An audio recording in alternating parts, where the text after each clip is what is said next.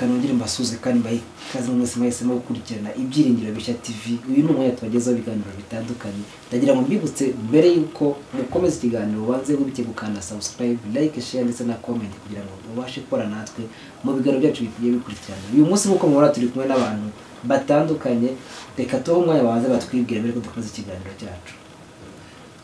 Murakoze cyane, turabashuje. Nitwa Nsengiyakare Vedaste, nkaba ndi kumwe na madamu wanjye. Madamu nawe batwibwira. Nitwa Esperance Mukankusi, uri mutware wanjye. Nitwa Maniragaba Frederic, ndi umukristo nsengera i Nyarugenge, ndi kumwe na madamu.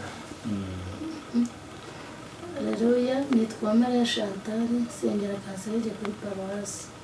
Imana iduhe umugisha. Mwabyumviye rero abashyitsi bacu turi kumwe uyu munsi, ariko umuntu yakibaza, ndabona mwambaye haya mwavuganye kuri uruze kwambara byaje bite mwabitewe n'iki? Urebye ni nk'umwuka w'Imana baba wabikoze, nkuko turi ibyo turimo n'ubundi byose bihagaze mu mwuka w'Imana. Umwuka wera ubundi hari ibyo yikorera atunguranye. Rero urumva uyu ni madamu, rero twambaye gutya, nawe ni madamu n'umugabo we, ubwo umwuka we niwe wabikoze. Murakoze cyane. Ngira ngo mbere yuko dukomeza, reka tubanze twinjire mu nsanganyamatsiko y'uyu munsi. Ngira ngo insanganyamatsiko tugiye kuganiraho iravuga ngo itandukaniro hagati y'urugo rw'umukristo n'urugo rw'umuntu udakijijwe.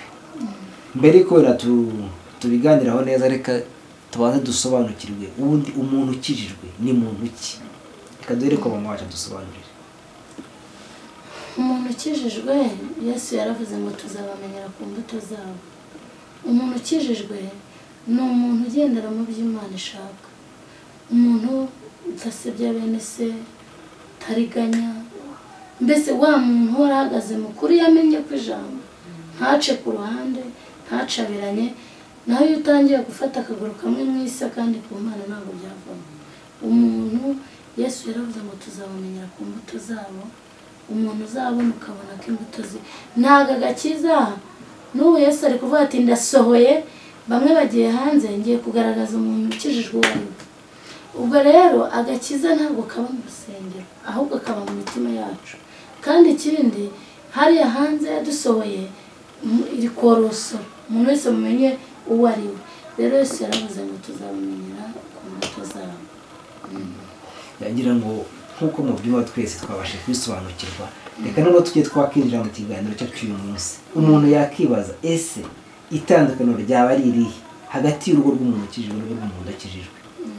Papa wacu reka adufasha tubwire itandukaniro ryaba ririmo. Amena. Umuntu ukijijwe niwe ushobora no kugira urugo rukijijwe. Iyo mu rusengero bagiye kubasezeranya, bababwira ko urugo ari ijuru ritoya, urugo rwiza rw'abantu bakijijwe ari ijuru ritoya. Ni ukuvuga ngo udakijijwe we ashobora kuba atandukanye n'umukristo, kubera ko ibyo byose ntabwo biba byaramunyuzeho. Abapasiteri ntibaba baramusengeye, aba ari umuntu waho uri ku ruhande bibereye aho ngaho.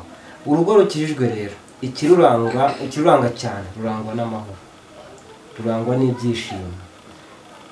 Niyo bafite abana barangwa n'ikinyabupfura. Urugo rukijijwe rurangwa n'umugisha. Yego naho ibyago byabatera, ariko babasha kwihanganirana. Niyo mpamvu burya muri biravuga ngo uzamukunde ababaye, arwaye, cyangwa se agize n'indi bibazo, atabyaye, muzakundane iteka. Ni rwo rugo rukijijwe. Reka dukomeze na mama wacu nawe tubwire nawe uko abyumva. Urugo rwiza rw'umurokore ni ukubaha umugabo wawe uko bikwiriye.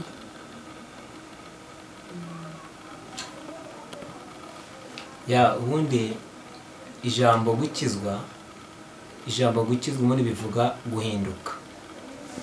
Bivuga ngo ubundi iyo uvuga gukizwa, cyongeye navuga wenda ku rugo rukijijwe n'urudakijijwe, ijambo gukizwa ni uguhinduka. Bivuga ngo niba ukijijwe bisaba guhinduka.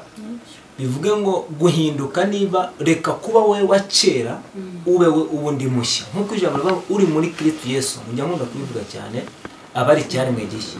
Niba uri umugabo udakijijwe, ukaba ushatse umugore udakijijwe, muri bamwe mwese murahuje, muhuje imico imwe, azajya ku kabari akureho icupa aze murisangire. Ariko niba ukijijwe muri wowe, bivuga ngo niba umwe muri bo akijijwe, bivuga guhinduka. Bivuga ngo wowe kuri wowe niba ukijijwe hari uguhinduka, mugenze ku buryo ashobora kubona ko harimo itandukano ryo guhinduka. Bivuga ngo kenshi cyangwa niba aho utuye muri karitsiye yawe utuyemo, niba wari umwana w'umukobwa cyangwa se w'umusore cyangwa se w'umugabo, benshi tujya tubabona hirya no hino hatandukanye, ugasanga umugabo ariyubashye, afite imikorere myiza, afite aderesi nziza imuranga, ariko ugasanga imico ye ntabwo imugaragariza agaciro ahagazemo. Bivuga ngo iyo ukijijwe ureka kuba wowe wa kera ukaba undi mushya, ukahinduka undi mushya, ku buryo niba ugeze, hari abapapa, ndabivuga gutya, hari abapapa bagera mu ngo cyangwa se mu rugo rwabo aho bari n'abagore babo n'abana, ku buryo umwana yumva papa akavuga ngo papa araje, ngo aranyica. Iyo udakijwe kubera ko ya kamere kuri mo, bivuga ngo ubundi gukizwa, urakizwa ukajya no gupfa kuri kamere, bivuga urugo rukijijwe n'udakijijwe harimo itandukaniro. Ngewe niko mbyumva, kandi gukizwe bisobanura guhinduka, ukareka kuba umwe wa kera ukaba undi mushya, mu rugo rwawe bikagaragara ko wahindutse. Bari bamugisha. Murakoze cyane, ngira ngo tutararenga aho ngaho, reka maze papa wacu hano, ndabona ari mukuru kurenza wowe. Papa wacu, wakijijwe warashatse cyangwa wakijijwe nyuma yo gushaka? Ni mbere cyane inyuma? Njye nakijijwe n'abashatse. Urumva ko ibintu byose mbizi. Urabona umugabo ukijijwe, urugo rukijijwe rugira gahunda, ariko urugo rudakijijwe nta gahunda rugira. Ushobora kuba uri umusinzi, ushobora kuba uri umusambanyi, iyo udakijijwe n'amafaranga agombaga bageti y'urugo urayinywera cyangwa se ukayijyana mu bindi. Abari kunyumva hanze aha benshi barabikora, barabizi, hari n'abo urasanga bibakoze ku mutima. Ariko urugo rukijijwe ahanini usanga rurangwa na bije, kandi Imana ikabafashamo. Ariko urugo rudakijijwe ntabwo uzatsinda mu kabari ngo Imana iguhe umugisha ikongerere, uzakongera ayikuye he? Ngira ngo aho ngaho wenda ndibuze kwakura ibibazo nka 2 cyangwa 3. Utubwiye ko mbere wenda ntarabikubaza, itandukaniro ubona kugeza ubu ngubu na mbere ni irihe? Urugo rudakijijwe kenshi, ndavuga ku giti cyawe, mbere y'uko ukizwa na nyuma yo gukizwa, itandukaniro ryarabaye irihe? Itandukaniro ni amahoro. Amahoro n'umugisha mwinshi. Aho nkirijwe. Aho ngaho sinzi niba ndibuze kubisanisha n'ibyo abahanzi bavuga cyangwa se abandi. Hari uwavuze ngo unywa inzoga yawe ugatunga urugo, ukagura igitenge, kandi ugasanga umurokore ntacyo afite, bakibaza aho bikuye. Ikindi bavuze ni ijyanye no kuvuga ngo mu rugo haba hari amahoro, na mbere ari amahoro. Ariko hari abantu tuzi, ugasanga umuntu mukora akazi kamwe, ugasanga yubatse inzu, ameze neza, amahoro arahari, kandi wenda ugasanga n'umuntu uri aho usenga ku cyumweru cyangwa se nyine, ugasanga niba rero tutita ko ari abakristo, ariko ugasanga babayeho neza. Aho ngaho witandukanyira mu buhe buryo? Kambaze mama wacu hano. Ahantu rero tubitandukanyiriza, abarokore nibo bababara cyane. Kubera iki? Bafite ibintu byinshi bibarwanya. Turwanwa na Satani kubera ko ntabwo tumukorera, dukorera Imana yacu. Rero Satani arakurwanya, ariko uriya yakiba agatunga urugo. Hari n'umuntu utakiba, ufite akazi ke, akazi kamuhemba, ariko kuko we ntabwo akorera Yesu, ugasanga imigisha yose arayifite. Ariko twebwe ngo turwanwa n'imbaraga ziri ahantu hatagaragara. Ni nayo mpamvu ari byo ushaka kuvuga, nta abarokore barababazwa, ariko twageze aho ishuri rirangiye tugatabara. Mbwira abadukurikiye, nk'ubu njye mbana n'uyu mugabo adakijijwe, mva twari inzererezi. Inzu twabagamo yabaga ari nka shamburete, nabwo ejo bakatubwira ati piriyave tumugende. Ejo ugasanga nta nshuti, ubundi urugo rudakijijwe, njye na mbere nta nshuti nagiraga. Mubeshye se? Mva nguyu mubaze, nta nshuti twagiraga. Najyaga kubyara ku muhima, yaba yagiye ku kazi, nize kubyarira ku Muhima neza mbura umuntu ngemurira kubera iki nta nshuti mu kigeragezo nta nshuti nta muvandimwe nta muntu mbese urwo rugo ruba ari urugo rumeze nkaho ruri rwonyine ariko ku bakoreye Imana ukabyara ntabwo umukiranutsi w'Imana igipfa kumutererana gutyo gusa igihe kiragera ikagaragaza intsinzi turababara twababazwa ariko hanyuma y'ibyo Imana igatanga amasamarira ngira ngo mama wacu arakoze ariko noneho ngaho naho sinzi niba umuntu yavuga ko hari amahoro ava ku Mana n'amahoro ava kwa Satani. rega burangira kandi icyo mufasha ushobora kubona umuntu koko udakijijwe ariho neza ariko umurebeye inyuma ku mubiri ariko ugasanga aho aryamye imizimiro arimo n'ingagura araryama akabura ibitotsi yanayibona akarota nabi inkangu zimuhanukira ibiti bimugwira urumva ko akaryama ataryamye urumva ko nta mahoro ashobora kuba afite mu gihe adakijijwe ni cyagiye nakubwiye ngo urugo rukijijwe ruhorana amahoro. Reka noneho dukomeze hano naho batubwire wowe wakijijwe mbere yuko ukora ubukwe cyangwa wakoze uko warakijijwe? nakoze uko narakijijwe. Ubu ngo ntabwo uzi urugo rw'umuntu utari umukristo n'urugo rw'umukristo abantu bitandukanye. Ahantu bitandukanye kuba acishijwe namwe mguruka mbona iwacu bacishijwe nanjye nkomereza gukomeza nyine ndakizwa. Nkawe noneho urebye mu rugo iwanyu ko bari bameze bakijijwe ukara na wa mutonya utari ukijijwe wabonaga bimeze bite? Nabonaga bimeze nabi hirya no hino bari kurwana abakecuru n'abasaza barimo kurwana namwe nkababwira ati se barababaye wowe uracyari umwana ntabwo ubizi. Reka rero dukomeze hano nawe ndagira ngo ubanze utubwire wakuriye mu muryango ukijijwe? Njyewe ntabwo nakuriye mu muryango ukijijwe nakijijwe amaze gukora ariko icyo navugaho itandukaniro ry'umuntu ukijijwe njyewe nabyirutse mu rugo iwacu badakijijwe nanjye sinari nkijijwe twese ntitwari dukijijwe uko nabonye nabyirutse mu rugo bameze hanyuma tumaze gukizwa nabonye itandukaniro ryo mu rugo hagati ya papa na mama ntabwo bari bakijijwe ndetse n'abana uko twari tubanye mu rugo mbere nyuma yo gukizwa tumaze gukizwa habaye itandukaniro. Hari cyagaragaye mu rugo iwacu papa na mama mbese urebye hagati yabo harogamo amahoro make kutumvikana ugasanga mbese harimo intonganya zitarangira ariko nyuma bamaze gukizwa ibyo bari bahagazeho babashe kubishyira hasi bose barahuza babasha kugendera ku murongo umwe ubu twese mu rugo turakijijwe ababyeyi n'abana bose bo mu rugo barakijijwe. Nabonye ko hari impinduka y'agakiza yo gukizwa mu rugo. Wenda tugira aho ngaho nagira ngo njye ntabwo ndanyurwa neza n'ibisoro n'uburameza kugeza ubu ngubu tubona mu ngazo gatanya ziri kwa mu ngo ugasanga ari mwiza babakore ariko ugasanga izabandi twita ko badakijijwe zishinze imizi abana bariga ibintu byose biragenda neza nk'iyo murebe mubona biterwa n'iki?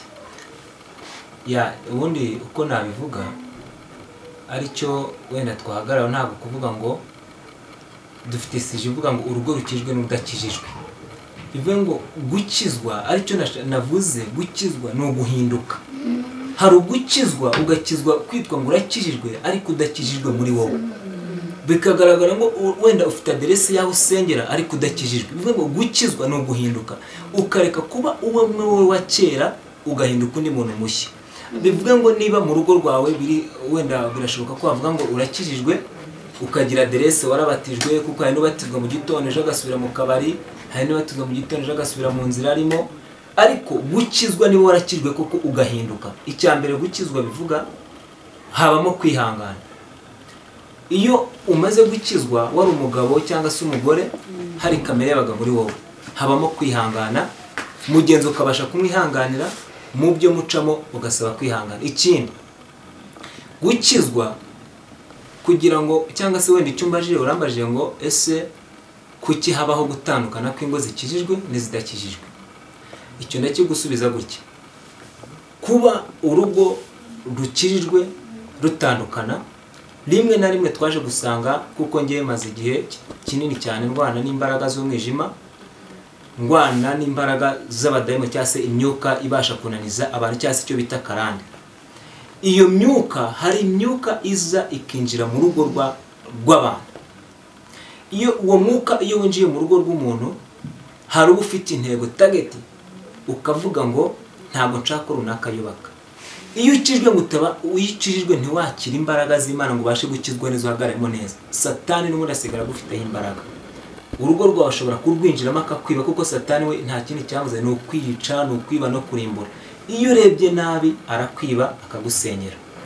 Rero bivuga ngo gutandukana kw'ingo zikijwe n'izidakijijwe, aho habamo itandukano ryo kuvuga ngo ese agakiza kawe gahagaze he? Ese ukijijwe ku ruhe rwego? Ese ni ukwitwa ngo urakijijwe cyangwa se ufite imbaraga koko no kwihangana muri wowe? Nuko byumva. Hari icyo nshaka kuvuga ngewe ku barokore cyane cyane. Umurokore akabaho agasenga ngo toka Satani mu izina rya Yesu, akirukana. Nibyo ndabyumva, agasenga cyane pe, ariko abarokore benshi ntabwo bajya bareba strategy Satani akoreramo kugira ngo yinjire mu ngo.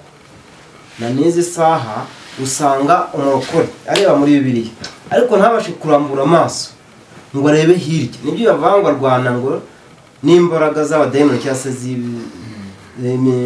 imbaraga z'umwijima. Mbese ubwo baba babashe kurambura amaso akazibona. Hari umudayimoni bita gatanya.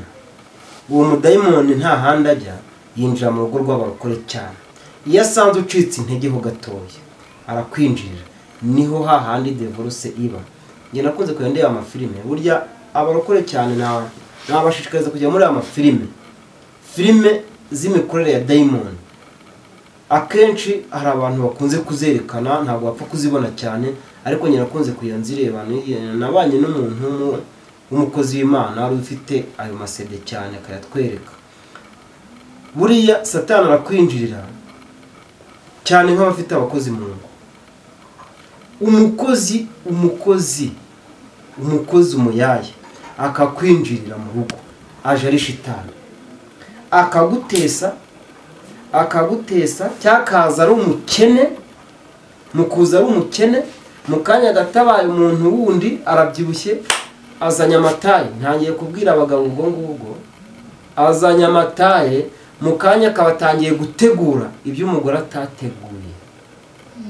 Mukanya akabara kwinjiriye, utangiye kumutuma gusasa, akabara gusasiye, agasasa agashyira mu izina rye. Hari abantu bazi gusasa, ibyo muramubiziho? Hari abantu bazi gusasa, ntabwo barubizi? Ndabizi. Hari abantu basasa bakandika mu izina ryabo. Niba witwa nde harya? Esperance. Niba witwa Esperance, agasasa gatandika muri Esperance. Ese umukozi nimba wenda yitwa wenda izina runaka, cyangwa se yitwa Frederic urugero, akandikamo iryo zina neza ku buriri. Umugabo nahagera akareba nta nyuguti yakoresheje amashuka, uwo mugore ntigeze abikora. Namara gusasa iryo zina, urumva ko ashashe iryo zina, n'undi ubwo buri azabusasa iryo zina rye bwite. Mukanya usange n'undi ashashe izina rye, shebuja aramwifuje. Ubwo shebuja namara kumwifuza, niho araza kuryamana nawe kuri ubwo buriri, kubera umudamu nyirabuja atashashe bwa buriri neza. Satani akaba yinjiriye muri uwo mukozi. Ubwo tayari urugo rukaba rwasenyutse, ariko rusenyukiye mu bakristo, abitwa ngo n'abakristo, ariko kubera ko bagize intege nkeya ntibasha kurambura amaso bareba umudayimoni wa gatanya ahantu yinjirira. Ndumva ari uko byumva ukuntu. Ngira ngo uko bisobanuye umuntu ashobora kwita bwate, ariko noneho ndumva nta mpamvu yo kuba umukristo, kubera ko Satani niwe arwanya. Noneho ugasanga umuntu watereka noneho reka nigumire kwa kundi ninywera agacupa kanjye nindaniriwe mpite niryamira, ndeba yo ntonga nyizaturuka kandi nimerera nasumye agacupa kanjye. Ngira ngo sinzi niba ari uko twabisanisha. Ntabwo byavuze nibyo, ariko turi ku ijambo rivuga ngo urugo rukijijwe n'urudakijijwe. Rero nk'uko twahoze tubivuga cyangwa uko nawe bivuze, yavuze ni muri rusange. muri rusange ni ukuba maso, tukaba maso, umuntu wese akaba maso mu rugo rwe. Abo bavuga ngo badakijijwe, nakubwiye ngo tuzamenyera ku mbuto zabo, ntabwo yaguma yiryamira abona amahoro. Amahoro ari kwa Yesu, ni ugusenga. Urugo rwose ni ku mavi. Umuntu ufite urugo rero icyo namutangariza ni ku mavi byo kuvuga ngo nzinywera uranywa, ariko iyo zigushizemo amahoro urayabona. Ushobora rwose kuba ukajya no mu bapfumu bakaguha imiti ukayinywa ariko akagucika. Ariko kwa Yesu nubwo turwanywa, nubwo duhigwa, ariko ndabakangurira kuvayo. Hanze nta cyiza kiriyo. Abagore n'abagabo bazumva iri jambo, buri muntu wese afata undi ukuboko baza mu nzu y'Imana. Niho hari uburuhukiro, niho nabonye umuntu agera ahangayitse agatuza, niho nabonye nubwo abo badayimoni barwanya izo ngo, ariko iyo babaye maso ntago, ahubwo ahantu namukosora gato, ntago ari uko iz'abapagani badayimoni batajyamo, nabo bajyayo ahubwo cyane cyane izo bashaka ni izi z'abarokore. Ariko ibyo yavuze byo nibyo, abadayimoni no mu bapagani bajyayo. Ndetse n'uri kubona abapagani bicaye naho banyurayo, ubundi ntaho bahejwe, hose banyurayo. Nuko mu barokore iyo asanze waregeye bombe y'amasengesho ageraho agashya, ariko ubundi hose bazayo ni karibu. Ahubwo icyo nabashishikariza nibaze kuri Yesu, niwe uruhura. ngira ngo buriya abantu benshi kudakizwa cyangwa se kwigumira hahandi bari, nk'uko bivuze ngo tuzabamenyera ku mbuto zabo. Hari igihe aravuga ati ariko se runaka ndusha iki, runaka ndusha iki, batereka nikomereze. yanyoye icyayi yarwanye n'umugore, ariko nyonyoye kabyeri kanye ntabwo neza mukoza mu ndushyi. Aho ngaho wenda nkamwe nk'abantu turimo tuvuga ku rugo rukijijwe, mukamumva urwo rugo rudakijijwe kandi rumeze gutyo, ni iki kintu dushobora kubabwira abantu? njye nicyo n'ubundi ntabwo ndi bujye kure y'icyo ndi kuvuga. njye ntabwo ndi bujye kure y'ijambo wenda navuze ngo gukizwa bivuga guhinduka, kandi guhinduka havamo kwihangana. Kwihangana gutera kunesha. Bivuye ngo niba wowe mu rugo rwawe ubonamo intambara, niyo waba ukijijwe niba udakijijwe, udafite kwihangana ntabwo ushobora kugira amahoro mu rugo. Ariko kuvuga ngo gutandukaniro ryo gukizwa no kudakizwa. Gukizwa iyo ukijijwe ureka kuba umwe uko wari uri kera, ugahinduka undi muntu mushya, ukagira imbuto yo kwihangana, ukagira kwihangana niyo bishobora kukubaho, ariko ugira uburyo bikavaningamo ukihangana ku buryo bidashobora kuba byatera igitotsi mu baturanyi cyangwa se ngo bifate indi ntera mu bo mubana mu rugo. Nuko mbyumva. Hari abantu usanga bazi kwihangana, ugasanga umuntu ari aho ntarakwita umugore we, ntaramutuka, nta kibazo baragirana. None ugasanga nk'uyu ubwiye ngo kizwa, ngo ugire urugo rwiza, ngo kizwa, ngo ubone umugisha, ariko ko ntacyo mbuze, ko ntaratungana n'umugore. Iyo tugezeho ngaho twabifata gute? twabifata uko twakubaha abagabo bacu. Mba numva ku cyanjye giti umugabo wanjye ntamwubaha,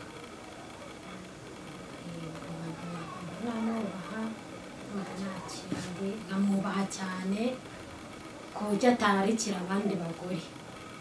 Nkamwubaha cyane. Papa nagira ngo dufashe aho ngaho nk'uko nari mbivuze. Hari igihe usanga wa muntu yicaye ati sindatongana n'umugore, ariko aho ngaho washyizemo ijambo ngo kwihangana. Buriya hari ibyo yihanganira.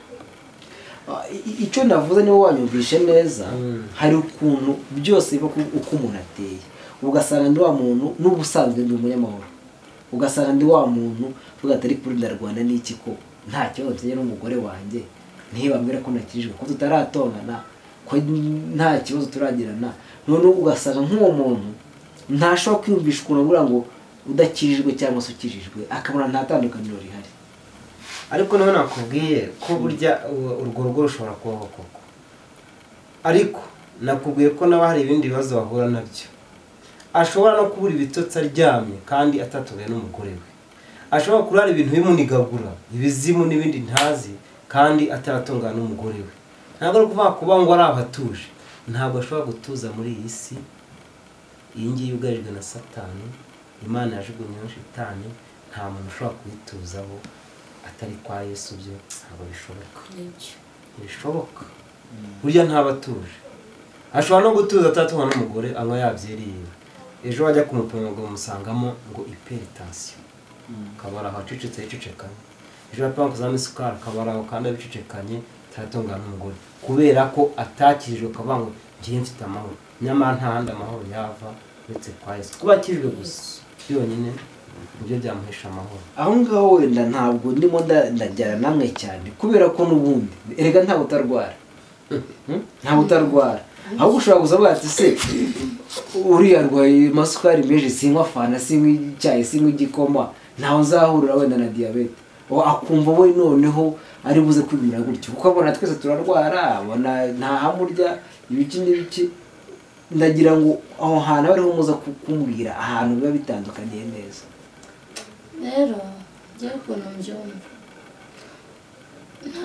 iyo turi kubaka ingo Petero amagambo aravuga ngo urugo rukijwe n'udakijijwe none icyo nshatse kuvuga ntago umuntu wese ntago abantu bafite ingo nziza ari abakijijwe gusa hari n'abantu badakijijwe kandi bibaniye neza njyewe nabonye mu bushakashatsi nakoze tutarinze dushyiramo na Yesu n'ibintu byinshi mu bushakashatsi nakoze nabonye urugo rwiza ari urugo mbese urugo batarimo gucanana inyuma banze kubivugaho ukambivuga burya urugo utazabona umugore nk'ubasigaye hariho ingo ukabona umugore afite ikigabo ku ruhande ujya uri muri bisi ukumva umugore aravuze nkumva ngo shari batahe twarangije akibagirwa ko ari muri bisi ukabona mbese umugabo araca n'umugore araca tureke n'ibyo kuvuga ngo agakiza ni iki urugo kugira ngo rukomere ni uko muba mwirinze umwe ntaca gace mugenzi w'inyuma undi acabiranye mbese tubwira abantu bazadukurikira abantu bareke gucabiranya icyambere nusambana amafaranga ujyanye kwa maraya uzaba yishyuriramo umwana wa ishuri nyamara yandaya tureke no gukoresha ijambo bita indaya nujyana mu busambane bwawe ukajya gusambanayo wa mugore uhahira n'abana be bari gukura abaye bari kugwingira urumva rero ni ikibazo kandi gikomeye aribyo mbwira abantu ngo abantu b'abagabo n'abagore cyane bongera bahuze buriya mwahuje buriya abantu babiri bahuje ntabwo wabatandukanye ngo bapfe kwemera abantu bongera bahuze kandi ikindi ntibazagushuke urugo rwubaka n'urukundo hari abantu bahuye ukankunda kubera amafaranga afite ukankunda kubera imodoka afite byazashira ukigendera nasi ko twahujwe n'ibyo bintu n'ibishira uzagenda ariko urukundo njye nabonye maze iminsi mbyigaho mbisengera nsanga urukundo rurakomeye nsanga urukundo ni hahandi umuntu akunda umugore we yacika amaguru akaguma akamukunda yacika umutwe akavuga ati umugore wanjye nubwo apfuye mana umujyane iki atari hano uvuga ati n'undi rurapfuye siranse zanyishyura nzishakira undi urukundo mbese ni nk'inkomezi y'urugo abantu bongera bakundane yaba ukijijwe si twitaye ku madini twe nta madini duhagarariyeho ahubwo ukijijwe n'udakijijwe ibyiza baza bagakizwa ariko noneho kububatse ingo ari ryo shingiro turiho kububatse ingo baharanira gukundana no gushyira hamwe buriya iyo umuntu atangiye gucabiranya ntabwo byavamo bashyire hamwe kandi bahuze noneho bagarure urukundo rwa kera bizemera. reka nkomeze gushimira wenda abakurikiye iyi YouTube channel yacu mbibutse ko bagomba gukora subscribe bagakora like ndetse bakaduha na comment kugira ngo tubashe kumenya icyo bifuza n'icyo bakeneye icyo tubashe kubabwira ariko noneho wenda ndagira ngo duse n'abagana ku musozo kuko mwabyumvise kuko nabajije ku mbogamizi ziba ziri aho ngaho ariko ndagira ngo mu gusoza reka tube tugira inama abantu mu buryo bubiri hari abakijijwe ariko babera urugero rubi abandi babo ugasanga noneho na wa wundi wakabakizwe bati se kakirijwe ndushiki kandi twakakirijwe none turagiza kugira abo bantu inama icyo bagomba gukora reka no tubwira abandi badakijijwe tubibutse bashobora gukura amahoro tubibutse ko inzira y'ukuri n'ubugingo ari ukunyura kwa Yesu ngira ngo reka duhere kuri ba bantu tugiye kugira inama bitwa ko bakijijwe ariko babera abandi urugero rubi. nibyo inama twagira abantu bakijijwe, nanjye ndimo, natwe turimo ko turi hano, niba ukijijwe n'ubundi nicyo navuze, niyo jambo n'ubundi bukomeze gutindaho, ni uguhinduka. Niba ukijijwe muri karitsiye utuyemo, garagaza imbuto ko ukijijwe koko, kugira ngo umuturanyi wawe cyangwa se umuvandimwe wawe abone koko hari imbuto cyangwa se hari ikigaragaza ko ukijijwe. Reka kugaragara nk'uko wahoze kera, ureke kugaragara nk'uko wahoze mu mico yawe kera utarakizwa, kuko n'ubundi ntatandukaniro. Niba ugaragaza ko ukijijwe ukaba n'ubundi ukiri wowe wa kera, ntabwo bizatera mugenzi wawe cyangwa se umuturanyi wawe kumva agize inyota yo gukizwa, cyangwa se agize inyota yo kuvuga ngo reka nshake Imana, cyangwa se reka nshake nanjye agakiza kabe muri ngewe kanyobore.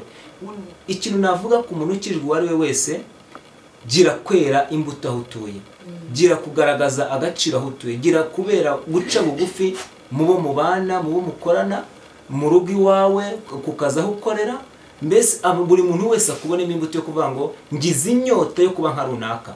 Tugaruke twakire Imana, twakire imbaraga z'Imana zibashe kutuyobora, umwuka w'Imana ari utuyobora, kugira ngo aho utuye n'aho ugenda bigaragare ko hari imbuto ikuranga, kugira ngo umuntu wese n'abana bagukomoka cyangwa se n'abana bakubona muri karitsiye babashe kugira inyota yo kuba nkawe, babashe guhinduka nkawe. Nuko mbyumva, njye numva ariyo nama nabagira.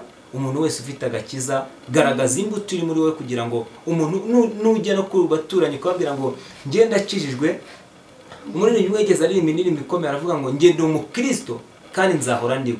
Iyo dusomye neza amateka y'uriya mukobwa waririmbye iriya ndirimbo, yaciye mu buzima bukomeye, agira aho yumva aho ashaka kuba yakwamburwa ubuzima, ariko aravuga ngo ndi umukristo nzahora ndiwe. Reka gutakaza agakiza kawe, ahubwo akagaragaza aho utuye kugira ngo bimenyekane.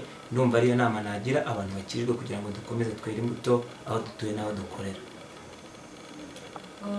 Bitewe no ku giti cyanjye, mba nakumva yuko ntakijijwe, nakumva yuko ko ngomba nk'uko umaze kuba umugore, nakumva yuko ko nshobora kugira gute ko ngomba gukizwa kurusha uko nari imeze ndetse ndi umukobwa, nkarushaho kuzamuka hejuru n'abandi nabo baba bashaka kubaka cyangwa baba bashaka gukizwa, bakandeberaho bakabona ko hari icyo ndetse ngiye naba narahindutseho, nkazamuka hejuru. Ngira ngo wenda abivuze neza, hari abantu benshi bakizwe bashaka ikintu runaka, bamara kukigeraho ugasanga basubiye hasi.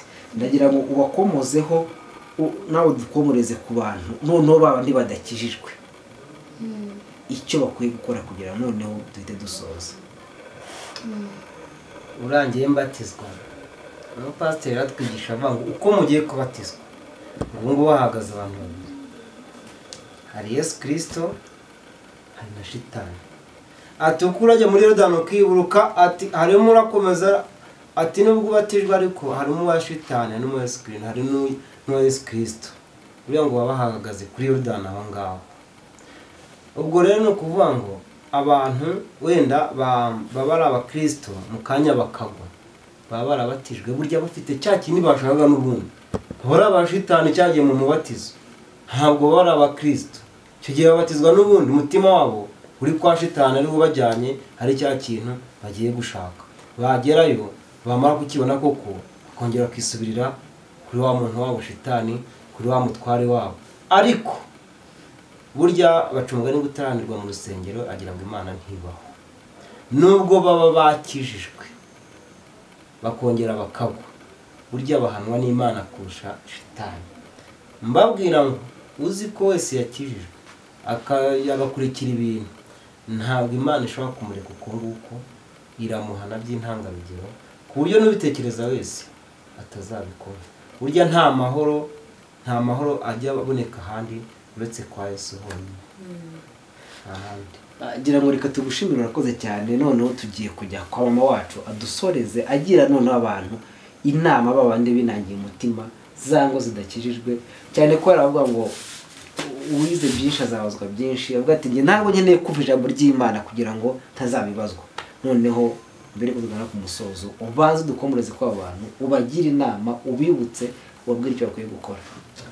njyewe rero icyo nshaka kuvuga natwe twagiye mu rusengero ntabatujyanyeyo ubundi twabwirije abantu inshuro nyinshi ariko abantu ntibashaka kumva ibyo rero nagiraho abantu inama buri muntu niyezwe muri iyi minsi ifite ijambo rivuga ngo umuntu wese yezwe kuko utejejwe atazareba umwami Imana.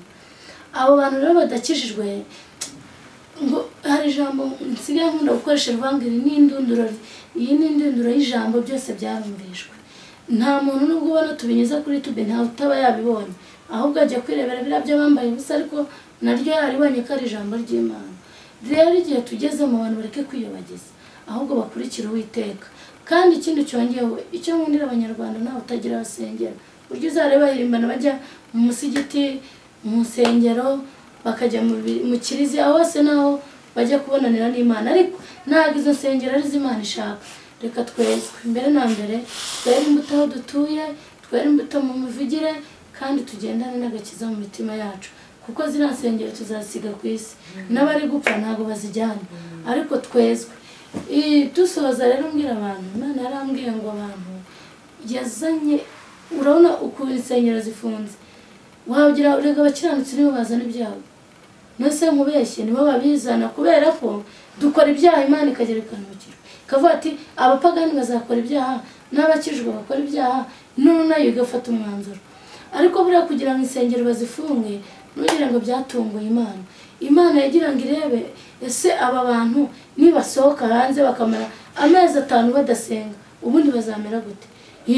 Ubu rero mbwira umuntu wese udukurikiye Imana yarambwiye ngo hari intara iri imbere ya buri wese Imana iri kugosora hari n'umunzani ugosora uhagazeho ibaze intara n'umunzani twihanganira aho hantu umuntu wese ashaka ubwami bw'Imana no gukiranuka kandi nubwo abantu bavuga ngo ntibize ntawe utariga n'utariga aziga ariko mureke dukiranuke kubera ko igihe twiyobagirije kirahagije. Njyewe umuntu wese mwifurije kwakira Yesu nabonye ari amahoro narirwaga nzererana n'ingaruka nzabaha ubuhamya ukuntu nazereranaga imyenda mu mujyi ndi bugurisha y'igihumbi nkagurira n'abana ibijumba wari warya ibijumba ukazageraho urwara inzoka. Niyo mpamvu rero mbwira abantu muri iyi minsi tukajya turindira gukizwa Imana yazanye inkoni burya wakizwa neza itaragushyushya. Abantu bari kwiyobagiza akibwira ngo njyewe ngubwo Vedaste adakijije ngo sinzakizwa oya umuntu wese azabazwa iki kandi cyongeyeho two kureba ku bantu njye nta muntu waguhamagaye we wa munyamakuru sinaguhamagaye nanjye ntiwamamagaye aba nabo sinabahamagaye twese twahuriye mu nzu y'Imana. Niyo mpamvu rero ntabwo uzavuga ngo Mana ukana ko twararimbanyije ngo turirimba ngo randemereza ibyo kwa Yesu ntabwo bikorayo rwose. Mbwira abantu bashaka kwegera Yesu bagakizwa ibintu byo kuri kuvuga ngo kana karangushije nta jejuru ntaribayo habaye ijuru ry'abihanganye. Mbwira abantu soza twihangane twikorera umusaraba kugeza imperuka kubera ko igihe twizereye Yesu kiratwereka ko ari no hafi kuza. Umuntu wese rero yezwe kandi kirenze kuri ibyo hari n'abatwumva baba batarabarokore bagashyiraho na komenti ubona utamenya ariko twebwe icyo twiringiye tuzane dupfa tukivuga Yesu umuntu wese nakizwe ave mu byo arimo kandi izo ngo zizagira amahoro n'umugisha. Murakoze. Ngira ngo niba wenda nta muntu tuniganye ijambo twagana ku musozo nk'uko mwabyiboneye rero bakunzi b'Ibyiringiro Bishya TV ngira ngo cyari ikiganiro cyiza kirimo inama n'impanuro bitandukanye kandi ni akagaruka tuzakomeza kubaganiriza ku bintu byinshi bitandukanye. Reka nshimire abatumirwa bacu bababwira ko n'ubu utabategurira ibintu byiza nk'ibi kandi bishya kandi noneho abadukurikiye mwese mukomeze kudukunda mukande like mukande share mukore subscribe kugira ngo mukomeze gukurikirana ibiganiro byacu. Murakoze cyane.